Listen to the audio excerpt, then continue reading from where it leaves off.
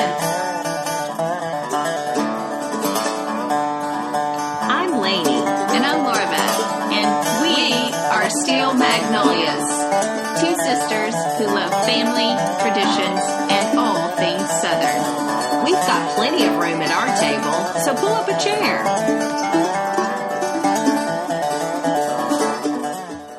Hi, Laura Beth. Hi, Lainey. So I had a fun breakfast this weekend. Do tell. Mom and I went over to Leaper's Fork, which Love is it. so close. I mean, it's still Franklin. Yep. And just a small little area with a few shops and restaurants. But we went to the Country Boy restaurant, which has been there, for a long time. And it's really just good breakfast. I've actually never been. I'd love to go. Well, we want to go and bring Jacob next time. Because it's just so family friendly and adorable. So anyway, we went for breakfast and to enjoy a pretty day and eat good fried green tomatoes. They do them right there at the Country Boy. So anyway, eating my breakfast, and I heard a familiar voice that caused me to look over at this one particular table, and it was Mike Wolf from American Pickers. Love it. He lives there in Leaper's Fork Yes. and frequents all of those shops and restaurants. And so anyway, I just thought that was fun. That's that fun. He was there and had his wife and daughter with him and some of his daughter's friends. Yeah. So Yeah. very That's so family-friendly fun. place. I love but it. It was a fun time, and I do want to go back soon. Yeah. Let's do Jacob. it. Let's do it. Anyhow, we had a cool idea because we, when we named this podcast Steel Magnolias, it was based off of the concept of a steel magnolia. Right. Not just a movie review. Yes. On a great movie and play.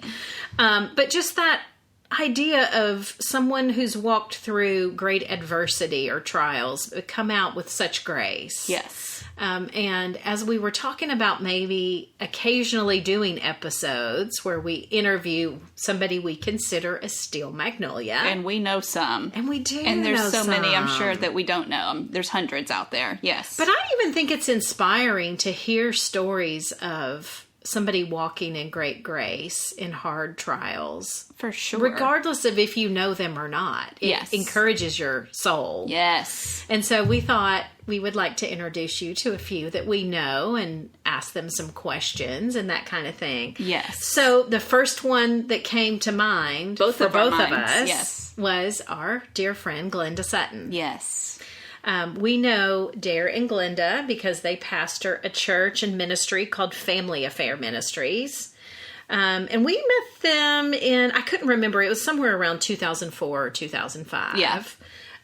When our home church was partnering with them to serve in the East Nashville community. Yes. They do so many different kinds of things that the community needs. Daycare, after school tutoring. They go to the high schools even. Yeah, and and do like different mentoring and leadership. She did like a leadership school. But she'll even do like a chili dinner for the football team and feed them and pray for them before their game and that kind of thing. But yeah, they do a back to school bash in August where they get the kids ready for going back to school with haircuts and giving them a backpack full of the school supplies they need. Right. Things like that. They have transitional housing for many scenarios. We've painted rooms in that house, and Mom's made pillows for the beds. And drapes and all kinds of things. So they have a Christmas store where they allow people in the community that don't have money to buy gifts for their children to come and just get the gifts. Right. In kind of an integritous way. Like they're shopping. Come pick out. Right. Yes. They call it shopping. Yeah. But there's no money exchange. Right. So, just helping them in doing projects like that is how we met them. That's so cool. Yes. And so... And that bonded us, for sure. Anytime you're serving with someone... It does bring a bonds bond. you. Yeah. So we call her our brown sugar cinnamon friend. She's from St. Joseph's, Louisiana, which I had to look up. I've never heard of that. It's right on the Louisiana-Mississippi border, on the Mississippi River. Yep. And it's just north of Natchez, Mississippi, if you're familiar with Natchez. And so she was born in the early 60s, a very turbulent time, which she's going to share some stories about. But, set us up for what she's going to tell us about. Yeah, so we basically just want to invite you to listen in on this conversation, and she's going to tell us a little bit to start with just foods of her grandmother's, and even a little bit about her own renowned red beans and rice. So listen in as we chat with her. Born in a little cotton town. My grandfather worked on a railroad. My grandma was a cook. She was the head cook in the only restaurant in town. Wow. Yeah. And her specialty was the South, so it was Southern food. And she cooked, Beatrice. She was known far and wide in Tensall Parish as the best cook. I do her cornbread a lot, and I tweak it a little bit, but her cornbread and I do the starter from her red beans and rice, and then I've added to it a little bit. Okay. But all of the basic things, every basic thing that I've learned about cooking came from Anna Beatrice Ellis, my grandmother.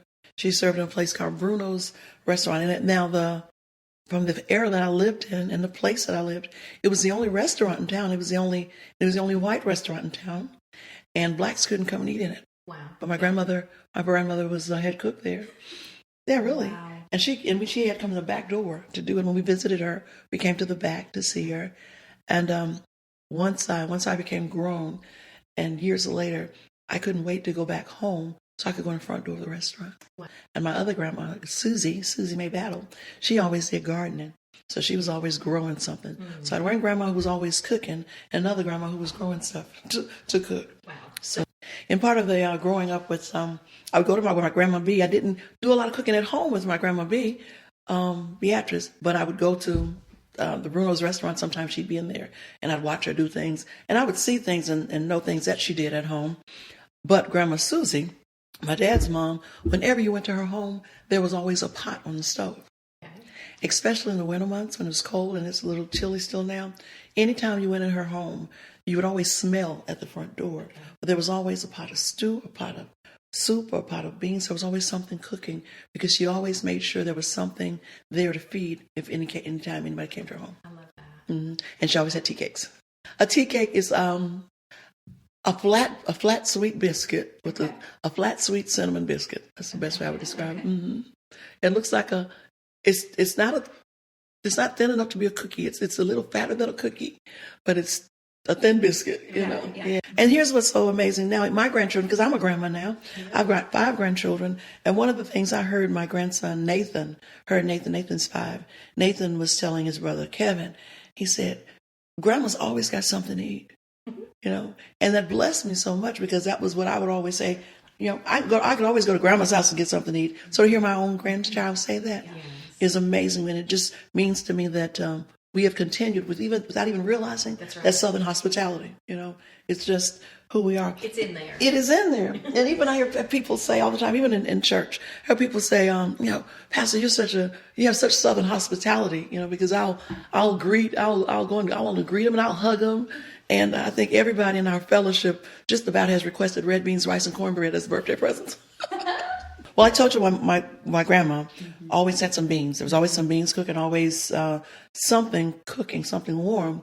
Well, what really started my legacy with red beans and rice was when I went to the military.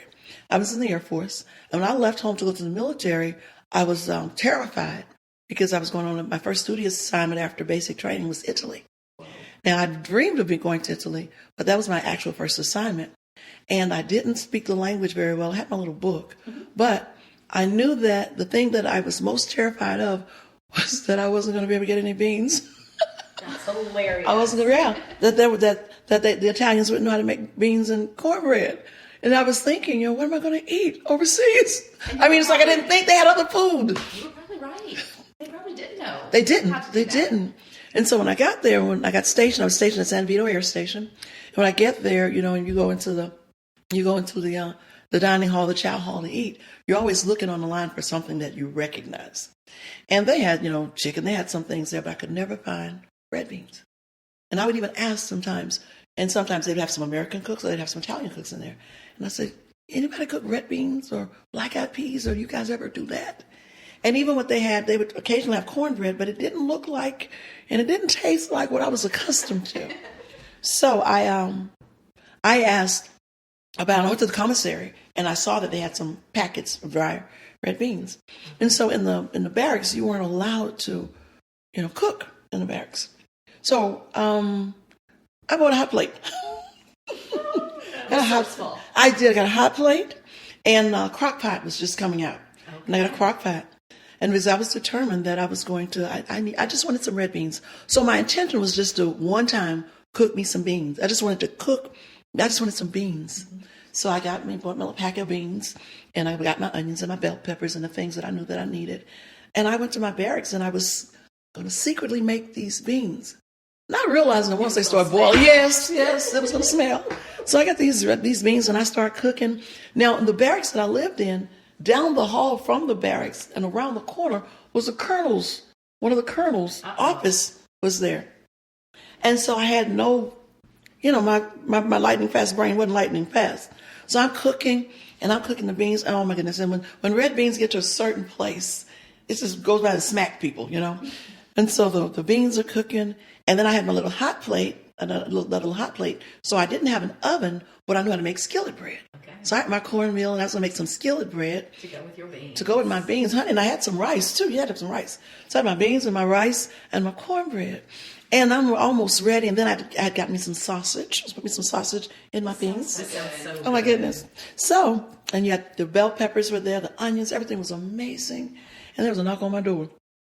And the knock on my door was one of the suite mates, people that were in the barracks and down the hall that you shared a bathroom with. And I said, "What are you doing? What are you cooking? You're not supposed to be cooking in here." And so I tried to bribe them. I said, "You want some here? Come on in, you can have some." The aroma was in the building. And so a little while later, one of the sergeants came down and he said, "Airman Ellis, are you cooking?" I said, "Yes, ma'am, I am." I said, "I needed some red beans. I'm from Louisiana. I needed some red beans, and I'm homesick." And she said, "Well, I need to ask you something." And I just knew I was getting ready to be in trouble. I said, "Yes, ma'am." She said, "Do you have enough to share?" Yes. I said, "Yes, I do." And she said, "And the colonel wants to know if he can have some too."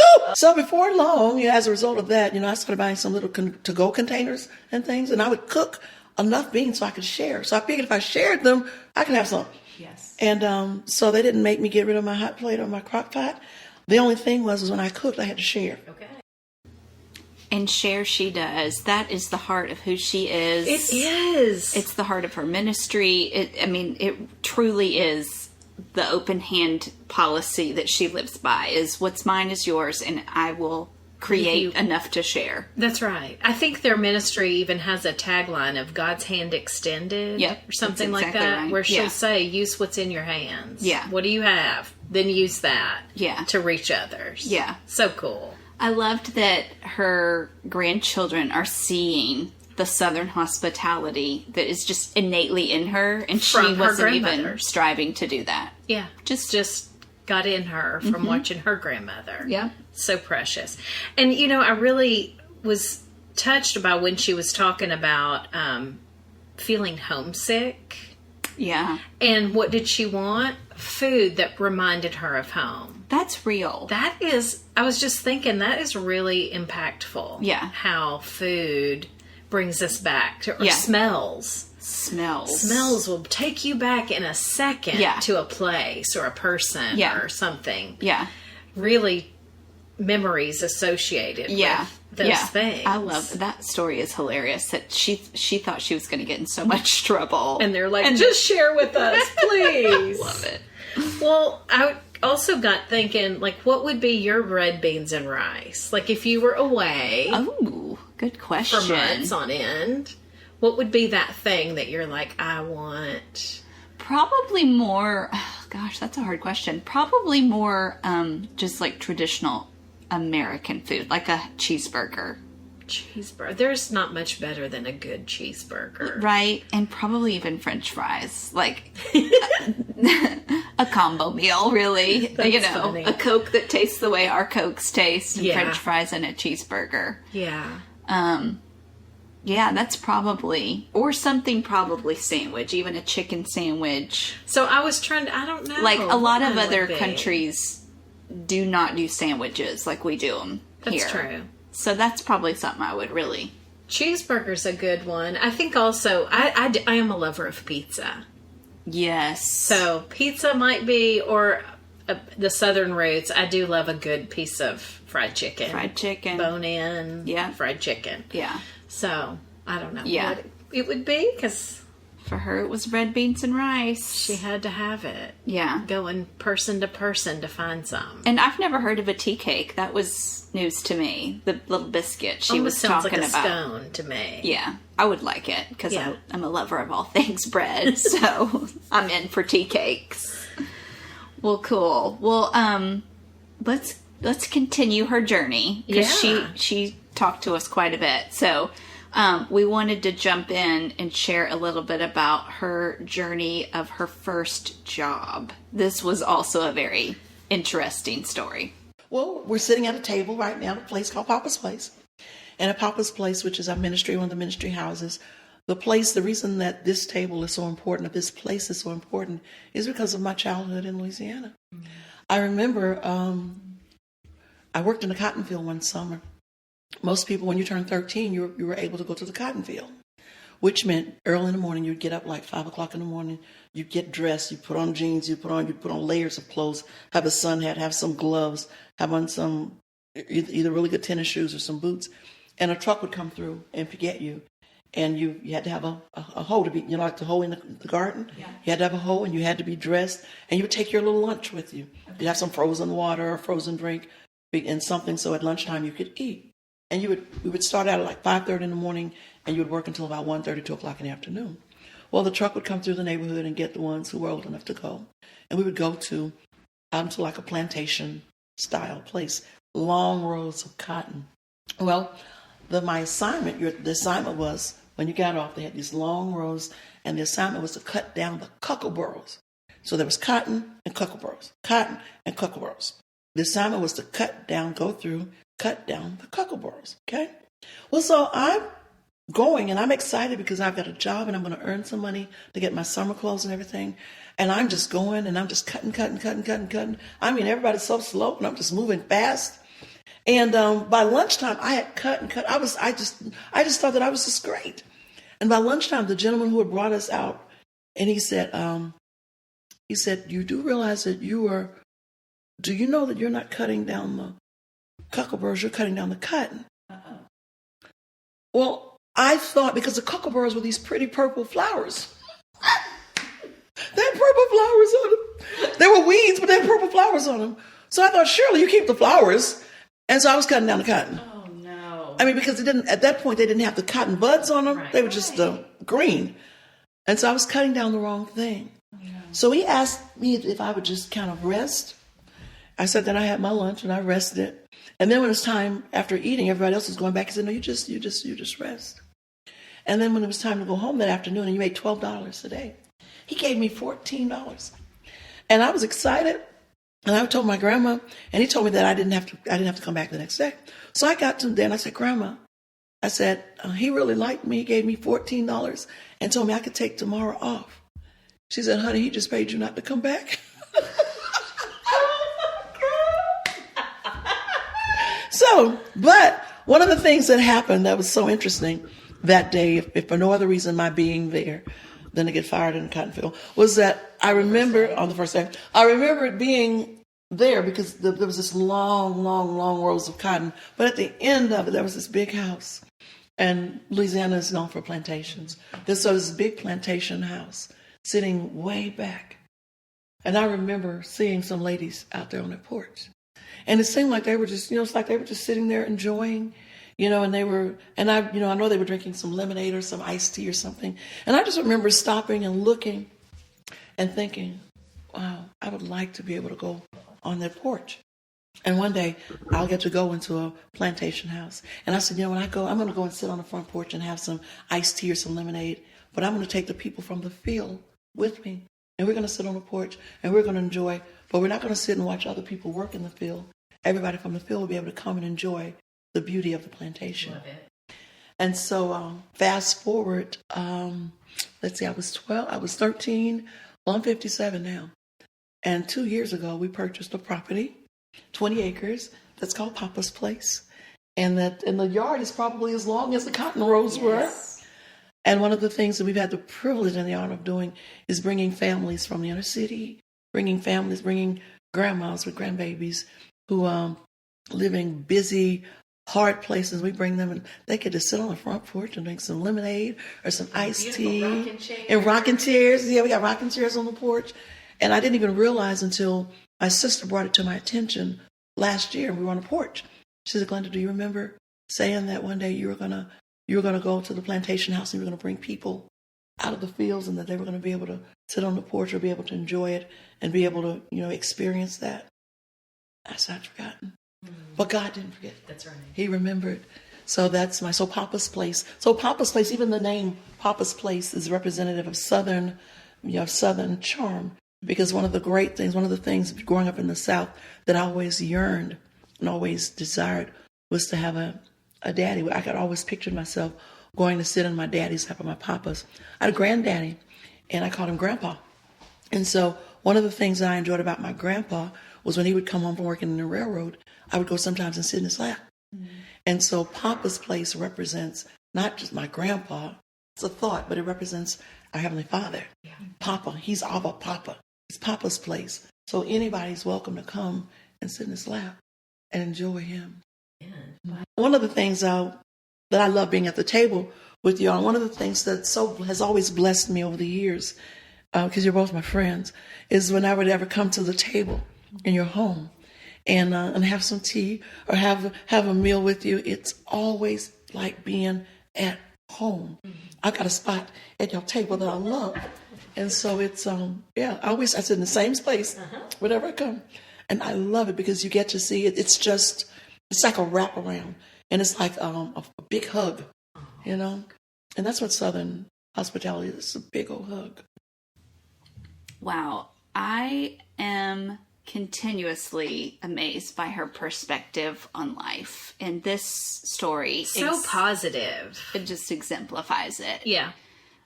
This is just one example of how she views everything that has been in her life. She, even the words when she was talking about having that job, she did view it as something that she was able to go do. Because she said, when I turned 13, then I was able to go to the cotton field. She was excited to go earn money for her summer clothing, which is what is on the mind of every 13-year-old. So true. Right? Yeah. And so that really is. Going to earn money or in our mom's case, learning to sew. Yes, to make the clothes. To make money. To make your own clothes. Yeah. She wanted to look lovely as well. Yeah. I just, this is such a moving story to me because anytime you see a cotton field or there's a picture of a cotton field, only negativity backs it flooding. Up. Yeah. Mm-hmm. So here's my first ever cotton field story. No joke. That I have heard from someone that worked in only for a day. As she shared, not for long. But just, someone that was immersed in that, that had something positive to say about it. First time ever that I've ever heard that. It's amazing. And I love that she views all of this as God's redemption story. And I just think, wow, I know some of the women that sit on that porch in those rocking chairs. Some of the elderly women. Yeah. And I just think, wow, what Glenda must feel of, here's the plantation home. That I have truly gotten to literally open up. Brought the women to sit in the rocking chair and drink lemonade. Yeah, that's a great point. Women much more senior than her. Right. Right. And y'all, this plantation is no joke. Stunning. It's so just beautiful. North of Nashville. I don't think she really shared much about the actual location, but just north of Nashville. And she did say that it's 20 acres. And it is as picturesque of a plantation as you can imagine. So pretty. Tons of land in front of the house. Long drive, gated. Long drive up to this white mansion home. And big columns. Yeah, just so sweet. It is and it stunning. Is truly God's redemption. Yeah. Story. Yeah. leave it to a sister to remind her of that, right? That's right. Well, I told Glenda the first time I came there. Yeah. I said, I don't know. I just picture you. And I hadn't heard this story at that time. Okay. Now, this was my second time to hear it. Yeah. But I hadn't heard it at this time. And when I parked the car and went in that home, I said, Glenda, I just have an image of you in a big Southern Belle dress with a fan out on the porch. That is awesome. And she said, that might be a good cover for my book. Yes. And Amen. then after I heard this, I'm like, now wouldn't that be redemption? Yeah. She's the Scarlett O'Hara She is. of the Tara plantation. Wow. Yeah. Well, we do have just a little bit more of the conversation we're going to share today, but I think It's so good that let's do a part 2, gonna right? have to do a part 2. Okay. But we don't want to cut it out. So. She had so many good stories. And it was fun to get to actually go out to this plantation to record. So we're going to close by letting her talk about, Lainey asked her a little bit about, like, does she have any childhood heroes? And if there was any person or persons that stood out. And so you're actually going to get to hear her talk about that. And it'll feed right into the organization that she Her runs ministry today. that she's running, where that name came from. Yeah. Yes. My childhood hero was Uncle Bill and Mr. French. I watched the sitcom that came on, Family Affair. As a matter of fact, that's what our ministry is named for. It's Family Affair. Was because as a young kid, my mom would be working, and she was had gone to nursing school. So I'm the oldest, and I had my younger sister and my younger brother. And I would run home in the evenings so I could watch Family Affair. My mom was a single mom, and my sister and my brother and I, we had a really difficult childhood. So when I would go home in the evenings, I'd watch Family Affair, and I would lose myself in that family because Uncle Bill was the best dad, and we didn't have a dad in our home. You know, we had different fathers. So my mom had never been married, and from some little cotton town, so a lot of things go on in the South. Yeah. And so we didn't. There was no father in the home, so I would watch Family Affair. And Uncle Bill was the best dad. I wanted a dad just like Uncle Bill. Now, I know Mr. French was a man, but I always wanted I wanted a mom just like Mr. French. because when there was always a meal there, and I think it was the semblance. There was always a meal there. There was always harmony. There was no matter what the struggle was in the sitcom, by the end of the show, it was all well. I know it was written in the script. And I felt like I was sissy because I was the oldest, and I had to always look after my sister and my brother. And she surely was Buffy, and he was surely Jody. And she even had a Miss Beasley doll. Yeah. And so I always felt like my job was to take care of them and protect them. And I was always trying to find my place in the world because everything that I had to do, I had to make sure that they were okay because I was the one left in charge most of the time, just like the sitcom. And then years later, when God called me into ministry, the name Family Affair, and because family, by that time, I'd learned about the body of Christ being the family of God. And I knew that everything concerning the Father was his affair. So that's why Family Affair became the name of the ministry. So that is not at all where I thought she would go with childhood hero. Me neither. I don't know why. I just assumed it was going to be somebody from her community that stood out. Yeah. Or I don't even picture her having time to watch television because knowing how she's she is always now. doing something. So but it really surprised me that show would have been that impactful on her life that she would name her ministry Family Affair. Yeah. But it also got me thinking of just the power of media, both for the good and the bad. Yeah. Think about even this podcast. Every time we load this a new episode up, I have to mark it as explicit or clean. Wow. It's one or the other. Wow. And I can't tell you how many podcasts I come across that I get kind of disappointed that I'm like, they couldn't have kept that Left conversation that out more so that I clean. can listen in the car with my kids. Yeah. Yeah. Because all they were doing was talking about food. Right. I think I told you there's a chef that I just stopped listening because he just dropped so many curse words. So, yeah. But it is amazing, the power of media. I know somebody who went into teaching after seeing Dead Poets Society. Whoa. Like, I will be a teacher. I'm going to do that. Wow. Like, that's a big thing. That's amazing.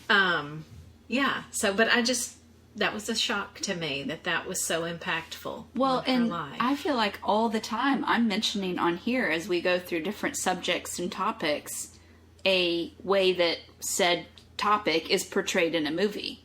That's true. Right? Whether it be an accent or, some situation that was portrayed. So, yeah. Well, I'm amazed, too, when you do travel the world and you see the impact that our country is making on the world through media. Yeah. More than any other country. Sure. By far. Sure. So that can be both good and bad. And I think, Yeah. wow, we're going to have to know that, Yeah. there are consequences for all of that. Yeah. That power and influence holds some weight. Yeah. And Anyhow, Yeah. so. Okay. Soapbox. Hello. Well, she's penning a book. Yes. And she really is. She's not just... And some people say I could write a book. She literally had a couple of pages out, typed up, that she was that she's sitting next to when we did her interview. So we didn't read those, but I can't wait to read anything she writes. And we, of course, will keep y'all abreast to that. Yeah, but like we said, this deserves a part 2. Yeah, and I think we do it next week. Yeah. Because we've introduced you to her. Yeah. It made me think, you've smelled her red beans and rice. Now Right. you gotta eat it. When... Yes. So our fellow Steel Magnolia from Louisiana, Glenda Sutton, we will do a part 2 for her next week where she dives into even more stories and even more Southern cultural specific subject matters that she loves talking about. So that's going to do it for this episode of the podcast. We hope that y'all enjoyed it. Be encouraged and keep a good perspective no matter what you're walking through this week. Into that. All right. See y'all.